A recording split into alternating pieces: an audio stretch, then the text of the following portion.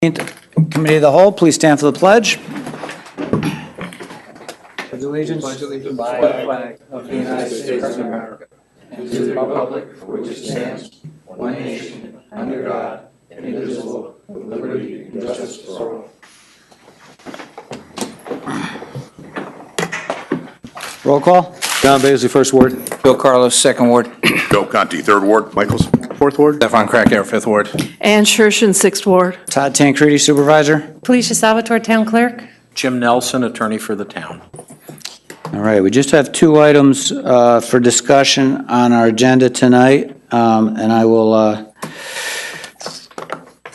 why don't we just take one at a time? And the first discussion item is tree protection law. And really, I was hoping the board could discuss this. One thing that's irritated me, and I think irritated some of you over the past, is when we've had commercial properties clear cut. And my thought would be to, we only want to deal with the commercial properties at this point. I think delving into residential is might be too much to handle, but to put something in place where if you own a piece of commercial property, I don't care if it's half an acre, but what is this an acre and above, but at any rate, that you can't come in and cut all the trees on until you have a plan in place with the town, a plan before the planning board. Right. We've seen it happen.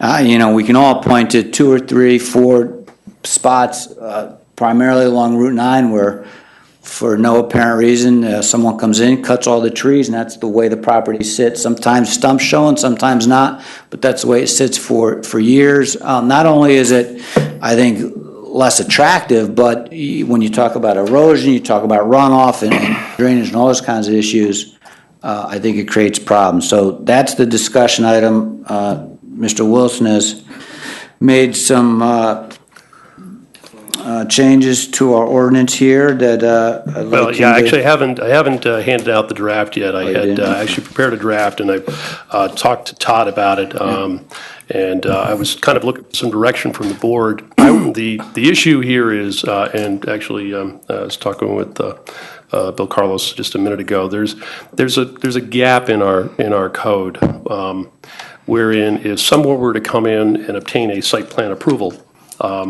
they don't get to go and do site work, remove trees, move dirt, and whatever until the chairman has signed the drawings and they have completed all the conditions of approval. Most recently, it was actually late last year, I was approached by Stanley Porco, who has the piece of property on the corner of Sheaf Road and Route 9. And he said he wanted to clear cut. I said, well, you can't just clear cut, and told him that he needed to give us an erosion control plan and a plan for clearing the property.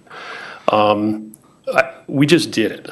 We don't really have authority to prevent him from cutting trees down. We do have authority to prevent him from moving dirt. We have a land contour permitting process, but that wasn't what he was doing. But just to make it clear, he came in and talked to the town. He came in and talked to the Usually what town. happens is Right. one of us drives down Route 9, sees a piece of land that's been cleared, calls in and says, what's going on such and such a parcel, and nobody knows because they haven't been to the town. So Right. that's That's what we're an really trying instance where somebody came and asked the question, and we asked him to prepare a Right. plan. He implemented it. He did it properly. In fact, somewhere, I think during the early part of the year, while he was clearing, an ENCON officer also stopped by to ask what was going on and found out that the town had issued him an approval. He had approved erosion control plan for that purpose. So he was fine. But somewhere, I think it was back in the early part of the year, there's a piece of property near Evergreen Drive on Route 9. Red owns a commercial, it's the old Trusco Bank on the corner there. He went and he took the trees down on that adjoining piece. Now, he didn't stump it. The stumps are still there. It's unattractive. I mean, the trees that were there weren't that terrific in terms of species and in terms of habitat, but they were forming. It was part of the viewshed. But again, we don't have anything in our code to prevent commercial property owners from doing that. And there seems to be this bent, and we've seen it on a couple of occasions. commercial owners looking to sell or looking to lease their properties seem to have this idea that if people can't see the property because there's a tree in the way, that it's not going to sell or lease, and they're I just got the vision of the Lorax movie. I think I watch too many kids' movies yeah, these days. yeah. So I do think it is a problem, and it is bizarre where they do. It's again, you say that developers feel like if you can't see the whole property because there's a tree in the way. It is amazing how they go and they just cut everything down as if that's going to make the property more marketable all of a sudden, or more attractive. And it's just a bad idea environmentally, and aesthetically, it's definitely a bad idea. I think I'm completely in favor with commercial because there's got to be some control on the front end. Because there should also be an effort to save some of these mature trees that fit within the development. And when the first thing they do is cut them all down, then you have a development where they put it all together and they plant these little saplings, or even more insulting, they truck in these big trees to put back up where they had cut down big trees. It makes no sense. I'd also want to expand it to not residential where there's existing homes, because I think we get into too much of a problem and we kind of Quagmire. Right. But I think residential property that is undeveloped, or you could say residential property that's being developed for, say 2 or more or 5 or more houses or units, I think we should include that, because to me that kind of crosses over into where it's not just a guy trying to, put a house on a lot and figure out what to do. It's somebody that's developing it for sale. So a vacant residential property, something that could be developed. I would include residential and either 2 or more or 5 or more lots. So that, because what you have a lot of times is, you can have a piece of residential, but residential is the biggest kind of violator of the kind of rule where they come in, they clear cut everything, and you see these new developments where there's not a tree in sight, and it just looks ridiculous. If somebody would have saved the trees on the front end, I would imagine that the houses are probably more marketable. When you have a nice big old oak tree in the front yard and a nice brand new house, that probably looks better than just this big house with a huge lawn that has nothing on it other than little saplings. So I think the residential should be included somehow. We want to exempt out people that have just their little piece of world, because it will create a quagmire. But I think when you're Okay. All right. Let me kick that around a little bit, and I'll make a proposal to the board. I do have a draft. I didn't give it to you tonight. I was still working on it.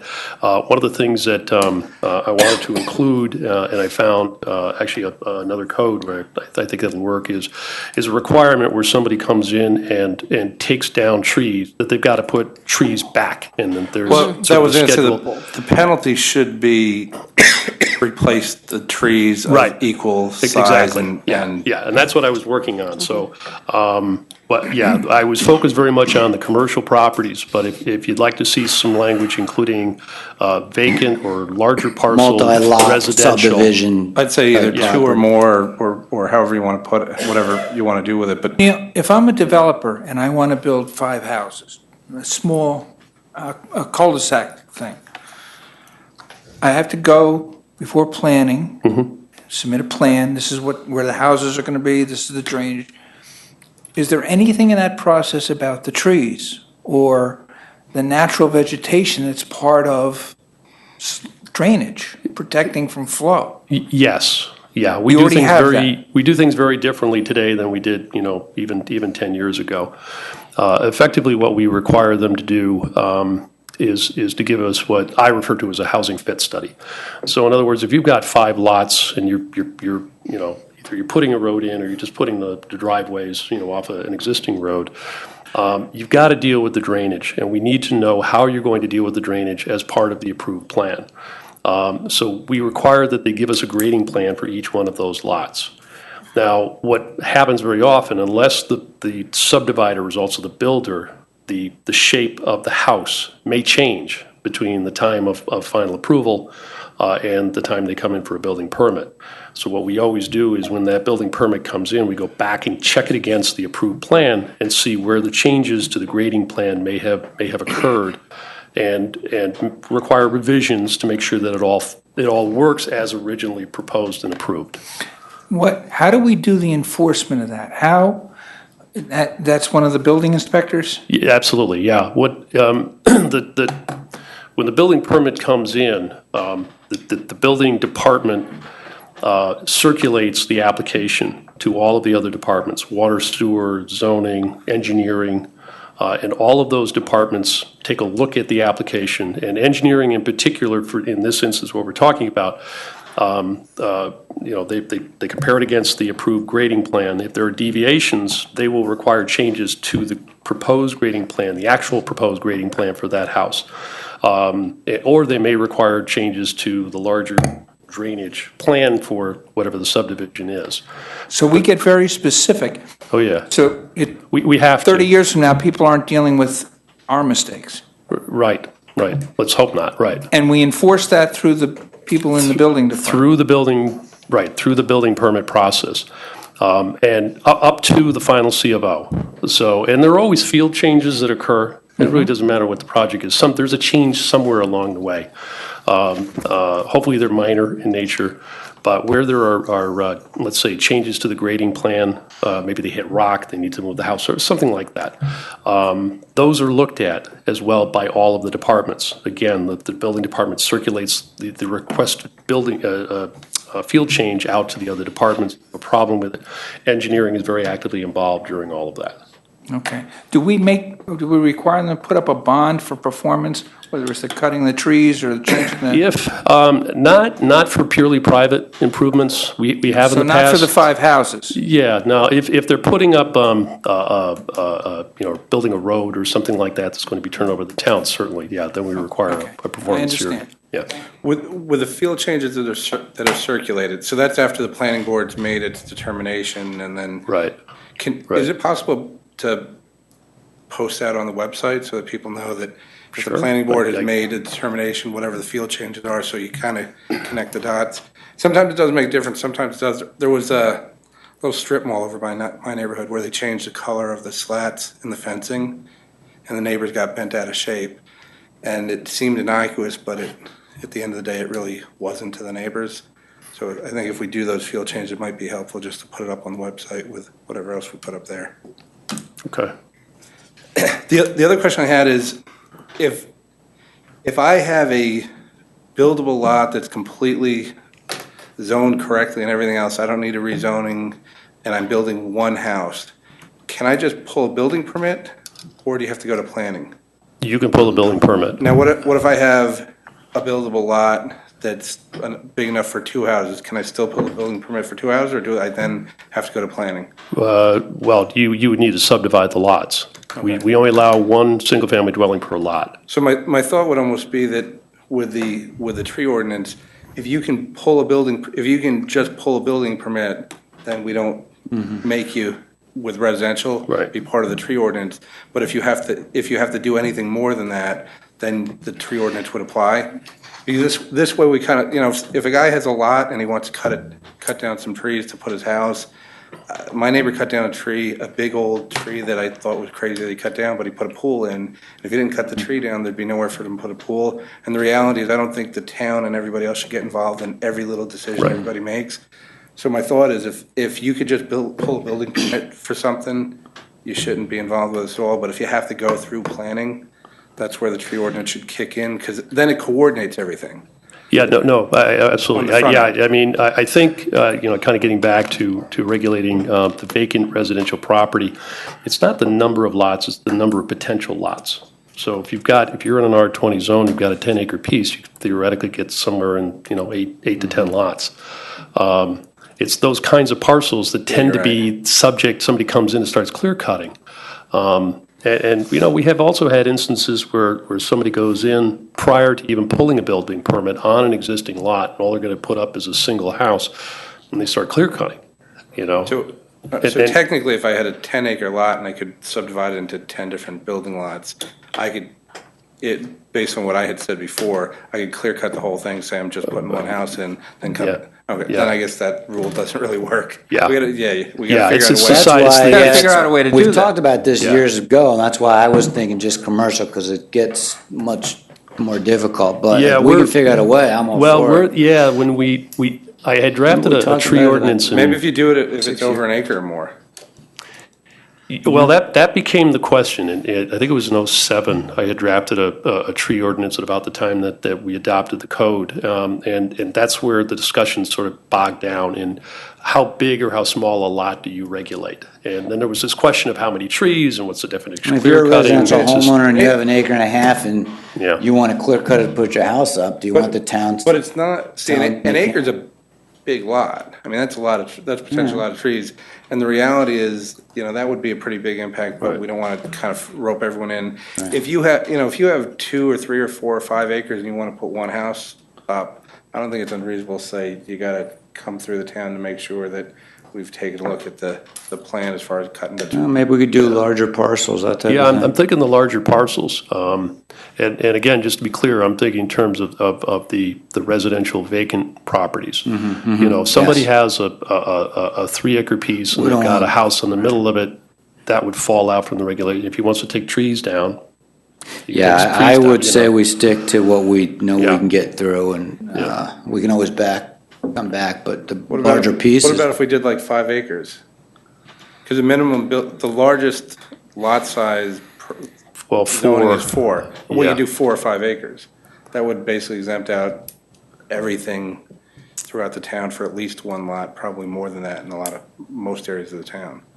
Because 4-acre zoning isn't really in too many spots where No, there's not, a lot of things going to be built. So if we did 4 acres or above, it applies. for residential. Probably leaving most Yeah. of the small residential out. So, okay, so we just draw a line, a bright line, 5 acres. That's fine. Well, let me draft it up for you. Look it and you over, guys get can us kick it around something. and, Yeah. yeah, okay. At least we're all kind All of right. on the same page, All right. good. All right. Do we have any kind of safety net for stopping what happened next to Bonefish? He goes, he gets his approval, does the whole hill, wipes the whole hill out, then waits and just puts it back Yeah, up for that sale. was- You start to wonder, and I'm not saying that's what he did.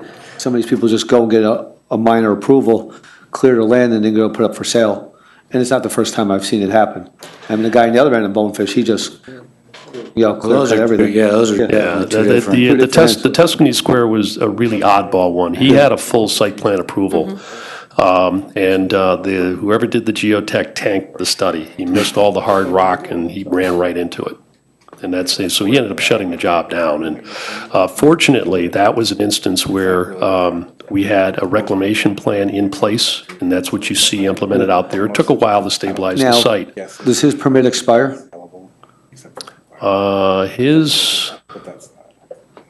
He's got some time on the site plan, but he's not pursuing it. At some point, the site plan will I think expire. that we've Yeah, given how him- long is that usually? I'm sorry? How long before a site plan usually expires? It's a year. He can get 2 90-day extensions under our code.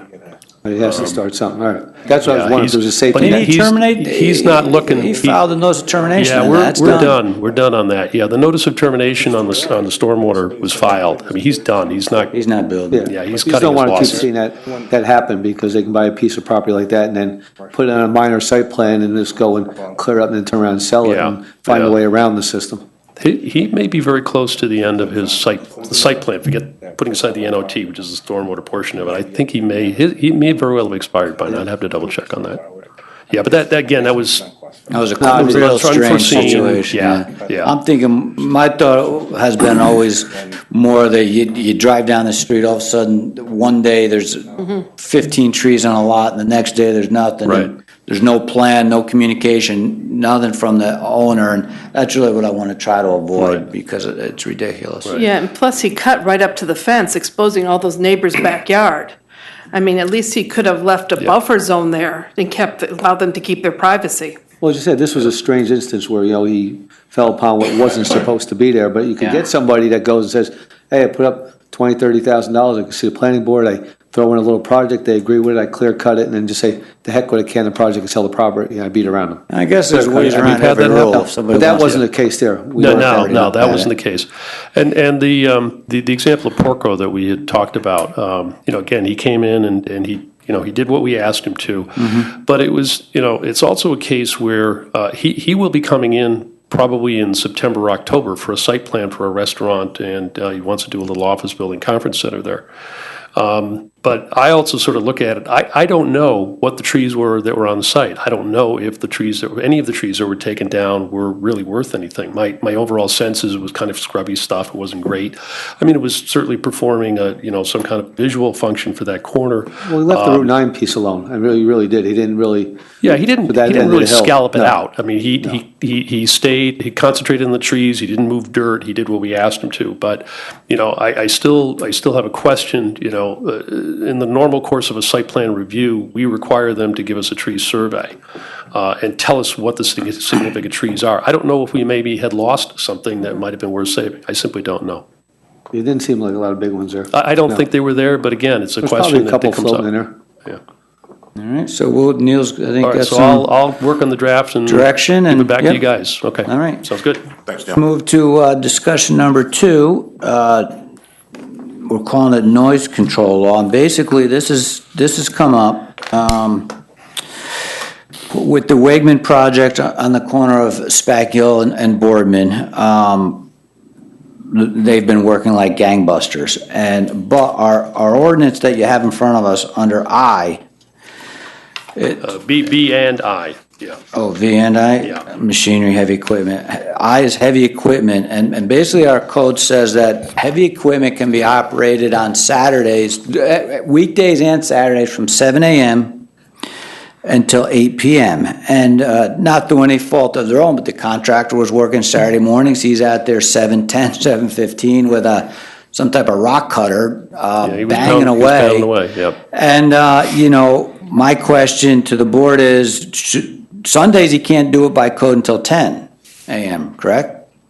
And so I'm wondering if, Yeah, it's we not, should make- it's not allowed at all on Sunday. oh, it's for not, heavy all right. equipment, Yeah. I mean, should we make But Saturdays? the regular construction, outside of the heavy equipment under B is allowed,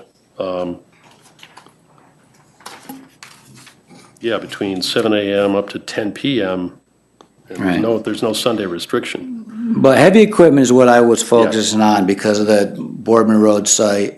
It was loud, I heard it from my house. The people across the street certainly heard it. I thought 7:15 on Saturday morning. Like I said, it's through no fault of the contractor. They were, working hard and putting in extra time. But my question to the board is, do we want to take a look at this? Do we want to require heavy equipment to not begin work, until 10 a.m. on a Saturday, or only by special permit until 10 a.m. One Saturday, I think they just wanted to get in a few hours, so they worked from, say, 7 to noon. Yeah. Because by 1, I didn't hear a thing. They were out of theirs. And that was really the reason I wanted to have it on the agenda, to have some discussion and see what everybody Yeah, thought. it's the weekends and the holidays that are really the question here. Yeah. There may be others that are home Monday through Friday in a normal week who, also might you want to gotta see it let- extended. But Right. the contractors are out there early. They very often, they knocked off at noon in this case, but even during the weekday, very often they're off the site by 2 and 3 o'clock. Yeah, I mean, my problem is, I don't think we want to be so restricted that we don't allow construction in the town of Poughkeepsie. I think we have to be careful with that, but that's why I'm focusing on Saturdays. I would probably say section I think would make sense, but Yeah, just general building construction, I wouldn't I wouldn't leave either. that window shorter just because, there's do-it-yourselfers who do the work on. Yeah, I wouldn't And either. you don't want to prevent them from getting up in the morning and doing their project. But the heavy equipment stuff, I think, it's not unreasonable to say that they shouldn't be doing that right and early Saturday morning. And if we made it. Do it by special permit? Well, we could, that was my thought, we could either just restrict until 10 a.m. or make it 10 a.m. other than by special permit. So if you have a piece of property that's not near anything and it's not going to inconvenience anybody, Yeah, but- kind of no harm, no foul, that type of Business thing. Yeah, I that's mean, we have closed the on the special weekend or something. permit section in B that could be rolled over and carried into I if that's what we want to do. Who gives it? The building, the building inspector would be the one who gives that. Getting some permit? here. I'm not- Yeah, but and as you said, I mean, the instance of construction of the Wegmans, when you have a house going in, 179 Cedar Avenue, same thing, they hit rock and they were pounding away, and we were getting complaints. Then you're not going to let them do anything until 10. The heavy Why don't equipment. you make it 9? Well, that's the 10 discussion. o'clock, a guy is trying to make a living, We could make it, heavy equipment. we don't have to change it at all, I just want to know what the, feeling of the I think board 7 is. o'clock is a little, I got a number of calls from the neighbors, particularly relating to Saturday. They didn't, I think they understood weekday. Saturday, 7:10, 7:15, it was loud banging. They were disturbed by it. So that's my question to the board. Should we make it, we don't have to do anything, just a, Saturday should be 10 to 6. It's an 8-hour day. It's 10 to 6. People have a right to sleep on Saturdays, and 6 o'clock is more than late enough. That's my opinion. general consensus? I agree. 10 to 6? All right. All right? Thanks, Neil. Can you do something with A? It makes no sense. To which one? A? Drums. We should get rid of How it. can you be against one thing? That makes no sense. That's like from the Obviously, 40s. somewhere along the way, You gotta somebody. have guitars in the bass. Find somebody Hey, with drum and somewhere they, along the way, someone was playing drums on their patio at 6 a.m. That's why that's in there. I think Jay's right. We should probably get rid of that. That makes no sense. I'm gonna get a That drum would set. qualify under Cut D. off. I mean, that made no sense. You can go out and play your guitar as loud as you want, but don't play your You think drum. D is If you want me to take amplified it out, I'll take it out. I mean, Yeah, well, just works switch it out. in with D. I mean, you Yeah, know, move it down to D, yeah, because yes, you can't play drums. Guitar all day is fine. All right. That brings us to the end of our Right. 2 discussion items. Thank you, Neil. I'd like to make a motion to allow public comment on town issues. Second. All those in favor? Aye. Doreen, would you like to address the board? Yes, so I have a question. Is that just Saturday, or would that apply to Sunday also for the noise? It's not allowed on Sundays. Okay, because in 2 places, I don't know if it was H and I didn't bring my, I looked at it today. One was under unlawful noises, and it looked like one specifically said weekdays and Saturday. Yeah, H says So- weekdays and Saturdays. So I took that to mean that it wasn't allowed on Sunday, but, Right. I mean, without it explicitly saying that, I mean, could somebody, so that's why I wondered if it's, if it We'll have should the be, legal team take a look at it. and see whether it applies There's to. the team over there. The first baseman. Right, and see whether it applies to, because I think you really do need to be explicit, because people tend to push the envelope. And actually, you know, we could hear that noise in our house with the windows closed. I know, Todd, Yeah. you said you can hear it. There was one night, I think it was about 9 o'clock, they were working one week. And then I didn't hear it myself, but a neighbor said I guess it was the next night, a Thursday night, you could hear it. So, you know, and again, you're across from a residential, you know, neighborhood. Mike, you say, you know, people need to make a living, but yeah, people also have a right to a little bit of peace and quiet in their homes. Well, I agree So, with you. I just didn't want to make somebody have to come in here and get a permit to work. Well, as long as, Well, Right. not a special permit for one day. okay, so anyway, That as long makes as no it's sense. explicit for what days, I think Yeah. that would be best. I'd also like to comment on the tree protection.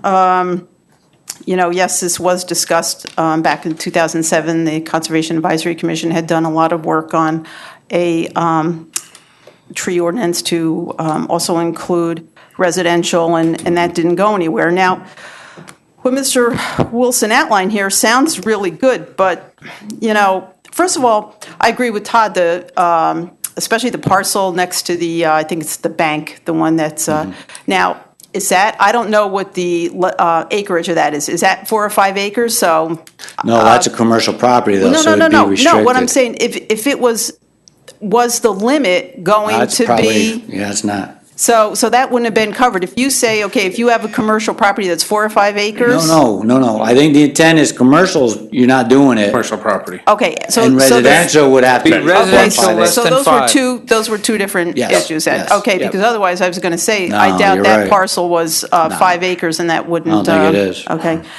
And part of the problem is too, is that, you know, you talked about the Tuscany Square site. Again, that was also at the urging of the planning board, a planning board member, that site was clear cut right away, which I didn't agree with. And I think that the planning board, yeah, we had this discussion once before, and I can send you the audio. Anyway, So, I think the planning board needs to take a little more care about some of the large trees on these project sites. And Mr. Wilson said, well, they have to give us a plan.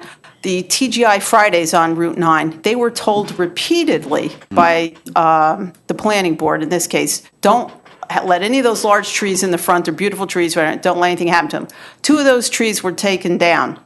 If you look, there's one sickly-looking little tree that was replaced several years ago, and nowhere near what they took down. I mean, you could see the difference. Just drive by and look. And there is something in the town code that says if you take down a tree that you were not supposed to, you're supposed to pay a fine, and you're supposed to replace it with a size, and it specifies the size. I don't think that's ever enforced. So, you can sit here and say, how it's going to be handled, but... I can think of a better example than that. Chestnut Plaza. Yeah. It ran over the chestnut tree. That's just a damn shame. And that's what prompted then the legislation to, if you had a property and it was before the planning board or before the town, you couldn't cut down any trees until you had all your approvals. So again, people just, constantly try to, game the system, see what they can get away with, and again, even if you don't care about the environmental aspects, do you care about flooding, how much it's going to cost for stormwater, all that? So something really needs to be done. And again, as far as enforcement of the site plans, you have Councilman Carlos asked about inspections. Well, okay, there was inspections for the Poughkeepsie Day School site. I brought that up. They had that addendum to their stormwater plan. Wasn't planted. Since our last meeting, I filed a FOIL request, Freedom of Information Law request. I asked for records showing who authorized that change, that they didn't have to agree to the signed, stamped plan. No records found. Oh, so what? Does that mean then the Poughkeepsie Day School just decided on their own that they weren't going to plant, and then the town's not going to do anything, not going to enforce? And now I see it's fallen off of the inspection sheet, the latest inspection report. So, okay, so now they have their notice of termination, and they didn't file. I also looked at the last 2 inspection reports. We, the town taxpayers, pay Morris Associates to go each month and inspect these construction sites to make sure they're in compliance with all the laws. Well, there's several things on here from July. One of them for Marist. Morris Associates is recommending that the applicant be cited for noncompliance. Well, the next month, that same thing, recommending they should be cited for noncompliance, and now they have yet another issue there, recommending that they should be cited for noncompliance. So what good are these inspections that we're paying for if people are going around, not adhering to what they're supposed to be? It's being brought to the town's attention. So how is this being in compliance? What enforcement? And is it selective enforcement? I don't know. And just one last thing about... With the payment, the inspections, doesn't the developer pay for those through the escrow accounts? Yeah.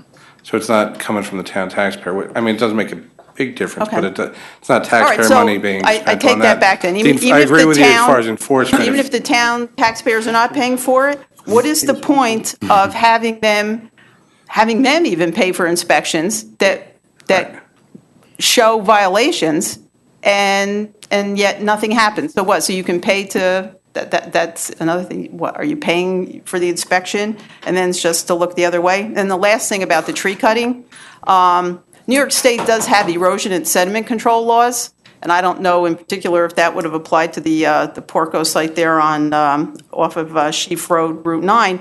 But again, there are still New York State erosion and sediment control laws that need to be followed. So you're just not off the hook just because there might not be a specific town law. There's still New York State law, and that's probably why that environmental conservation officer from the DEC stopped to see.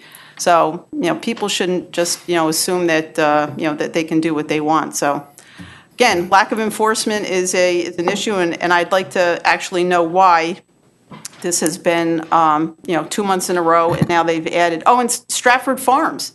There's been problems with Stratford Farms for years in their compliance.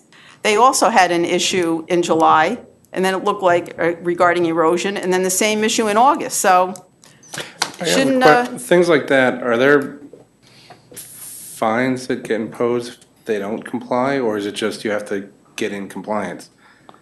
I think they're fine, yeah.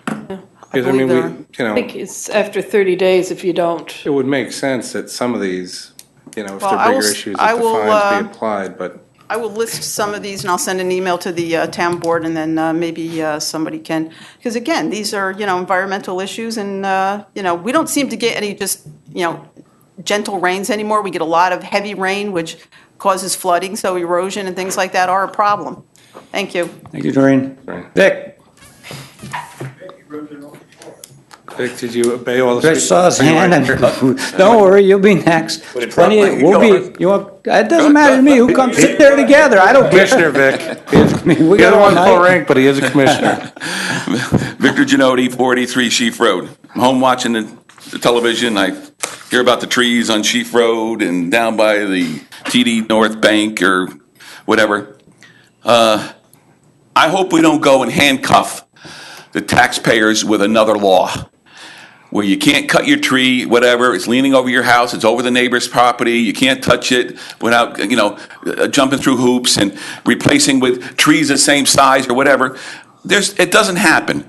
We have to be real here. I'm an excavating contractor and a builder. Sometimes the grade is not there. You can't keep that tree that is 10 feet high on the side of the parking lot. It's got to go, you got to replace it with... Let me, I don't know if you watched the entire Just stay a little bit discussion. longer. No, I didn't have to drive up here. I'm not sure, but what we're talking about is, one, the basis is commercial property that has no plan and is not developed. So basically a vacant piece of land. Clear cutting for the Prevent clear cutting. Clear cutting. The only residential we're even considering discussing is a residential parcel that's 5 acres or greater. We're not touching anything else. We're leaving all the homeowners out of it, and we're not telling you that if you have an existing business and a tree hanging over your building, Right. you can't cut it. Sometimes. Strictly vacant property Okay. and residential lots 5 acres and above that are vacant as well. Okay, that property down there on Route 9 by TD North in the corner of Vassar Yeah. Road and stuff, that used to be the property, used to be the old stainless steel diner there. I don't remember. And that was their back parking lot in the back there. And then they put a Shell gas station, and then we put the Arthur Treacher's Fish and Chips. And I did the gas station and the fish and chips and tore down the diner. And that was an open field. It grew up. I was in there once before and chopped it all down, but it grew back. So the guy cleaned it again. So That wasn't the lot, they were no, talking it's the about- property. It's property between that and the furniture store. Weren't they talking about the one up by? No, we're talking Yeah, about. we were both. talking about the one up by. Bonefish. Yeah. Now that used to be the gravel bank there, which would belong to Mr. Alexander, and the town used to have their salt pile there. Those trees, half those trees weren't even there. They grew up so fast. They're the cottonwood. They grow so crazy. They have 5 foot a year, and locusts. Now what's left there is a hazard anyway to the power lines on Route 9 because they're all leaning over Route 9. And so that whole knob, those trees should have come down that are on the other side. The stuff that was on the lower section was all small trees, 20-some foot tall. Anything that was larger was leaning onto Sheaf Road, over the power lines, and over onto the old consolidated freight lines where the Bettini had his oil trucks, his trucks there. It's all leaning over the fence, ready to hit the guy's building. So most of that stuff needed to go. It was on unstable soil and stuff. So, I say yes. When issues like that, where the wind can come along and knock a big cotton tree down on Route 9 on top of the phone lines, because I was there one time when one of the trees fell on it, and I'm down by the Duchess Diner, and the traffic light is shaking and the poles are shaking. It chased the wires down like a whip. So you pro-tree or anti-tree? No, I'm pro-tree, but when you're doing a piece of property like that, you got to look at it and say, We just nothing want works. you, all we're asking, I think, is that if you want to cut a piece of land, clear cut it, at least have a plan before the town, so there's Or a put plan your and process. soil Don't just, erosion stuff up first. And don't just cut you know, it and leave it vacant for Okay. the next 5 years. That's kind of what Okay. we're looking And at. Vicky said that's what Porco did. When he did that property, he came in and discussed it with him, what he Yeah, wanted to yeah, cut. and he talked put it all about up there. So he did come in with a plan, unlike the one that was Next on the other side next to storage unit. He just clear cut everything that time, just went on the weekend and cut it. That's what we don't want happening, because then you end up with the erosion Yeah, problems with the Now- creek right behind it. I was on my way up, so what's the noise control law? Noise, Watch the video replay. What brought it, what No drums. brought it up was, the lot on Wegman is built down the corner of Brook Bag and Kill. They're using heavy equipment. Basically, they were cutting rock. 7 o'clock in the morning. 7 on a Saturday. Our ordinance allows them 7 to 8 weekdays and Saturdays. So I asked the board, I got a lot of complaints because of this early Saturday morning. Should we make Saturday 10 a.m.? Right. That was the discussion for the heavy equipment. Well, listen, I have to go back and I have to say thank you to this board and to all the past members for helping us out on Sheaf Road with that hours of operation on the road. Yeah, It has that's right. I'm going to tell you something, the quality of life. And now there's all these new studies of noise control, how it stresses you out, and heart problems, and sleep deprivation, which is a real major problem. And I can't say Yeah, I didn't that think created about it. my situation, Yeah. but I had major problems with my heart Yeah. because I lived with them, Yeah. and nobody would pay attention to them running all through the hours of the night. Yep. I mean, there's still an issue now that where they moved it, but there's an odor control, and people are not aware of it. The asphalt that they burn, they put a scent in it. They put a paraffin scent, like a perfume into it, so you don't smell oil. You smell, what is it? It smells like wax burning, like candles. You can smell it at the Dutchess County Airport. It goes up and over. And that was my big fight with the Sheaf Road School. They don't even know they're breathing in these fumes that are toxic because they've been, masked by that odor, by that chemical they put into it. So it's a situation. Thank you. Vic, my concern is you've got to move closer to town hall, because when you're watching these know. meetings, get fired up and come up You here. missed some key points. You're gonna have a heart attack driving up Closer. The last meeting was kind of short. I saw Jay in the parking lot. It was only about 10 minutes or And something. Vic, Get out of here, good. help All getting right. to sleep at night. Thanks, Vic. This meeting will be rerun later on tonight. Strong. Commissioner, sir. Well, everybody's already said it, but I gotta say it. Might as well. This one on by Bonefish, that piece of property. Yeah. My mother-in-law and father-in-law lived up on the hill right there on Oriole Drive, and I went to the meeting that they had with these contractors. And they led us all to believe that they had everything in order. All the tenants, the building, how they were gonna do it and everything else, right? And then they told us what they were gonna do. Well, lo and behold, you see what happened. They didn't have any tenants. They lied directly to us on that fact. They may have been to the board and got some site approval, I don't know. But they clear cut, and it was the worst looking site coming down that hill. And something had to be done to make them do some contour work to stop the erosion that was coming. And the trees that were there, I'm gonna tell you, they were nice trees. Yeah, there was some junk in there like there is everywhere. But there were a lot of nice trees, and the ones up on the hill, like statement was made, should never have been taken down. Yeah, it was a shame. There was no reason for that. That was a complete And shame. they do this stuff so fast that Yeah. by the time you see it, it's too late. Yeah. And I think, maybe it gets to the point that somebody's got to be made an example of, because it's nonsense. And it's happened at a lot of places. There's 2 spots on the west shore, just above the railroad tracks, that people cut from probably a half a mile stretch from the top of the hill where their house was built, all the way down to the railroad tracks, and probably a quarter mile wide. And then the rain hit it. And everything that was there that was left washed right down onto the railroad tracks. And that happened years ago with another one down the road a little ways from that one. And someone went to I'm not sure who he went to, whether it was state or county or whatever, to complain about it. And they said they can't do anything about it, it's private property. Well, I mean, to me, that's ridiculous for something like that. Now, whether the railroad fined them to clean things up or do whatever, because they was on the tracks. Yeah. But this is the nonsense that's happening, and if a guy's got a chance to get around the law, he's going to get around it. And unfortunately, I think the laws have to be written so the dumbest person reading it knows what it says. I'm serious. point. No, that's a Because good if there's a point. way around it, somebody's going to find it and use it. And I've been through that many, many times in my lifetime. And I think that we got to get a little bit more serious with some of these rules.